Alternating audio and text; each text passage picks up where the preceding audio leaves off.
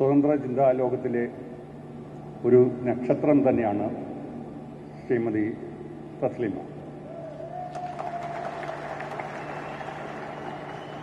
അവർക്ക് എൻ്റെ ഈ കൈകൾ കൊണ്ട്, അറ്റുപോയിട്ട് തുന്നിച്ചേർത്ത ഈ കൈകൾ കൊണ്ട് ഈ എസൻസ് ഗ്ലോബലിൻ്റെ പുരസ്കാരം നൽകുന്നത് എന്നെ സംബന്ധിച്ചും എൻ്റെ കൈകൾക്കും അതുപോലെ തന്നെ മനസ്സിനും അത്യധികം എന്താണ് പറയേണ്ടത്, ആഹ്ലാദകരമായിട്ടുള്ള ഒരു സംഗതിയാണ്.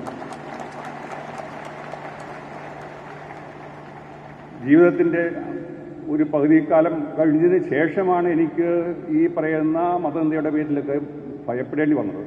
പക്ഷേ ജീവിതകാലം തുടങ്ങുന്ന സമയത്ത് തന്നെ, യുവതിയായിരിക്കുമ്പോൾ തന്നെ മതനിന്ദയുടെ പേരിൽ വേട്ടയാടപ്പെട്ട് ഇപ്പോഴും ഭയത്തിൻ്റെയും വിഹുലതയുടെയും കരിനിഴലിൽ കഴിയുന്ന അവർക്ക് എല്ലാവിധ നന്മകളും ഉണ്ടാവട്ടെ എന്ന് ആശംസിച്ചുകൊണ്ട്, ഈ അവാർഡ് നേടിയ അവരെ അഭിനന്ദിച്ചുകൊണ്ട് വീണ്ടും ലോകത്തിൻ്റെ വെളിച്ചമായിട്ട് തുടരാൻ ഇടവരട്ടെ എന്ന് ആശംസിച്ചുകൊണ്ട് നന്ദി.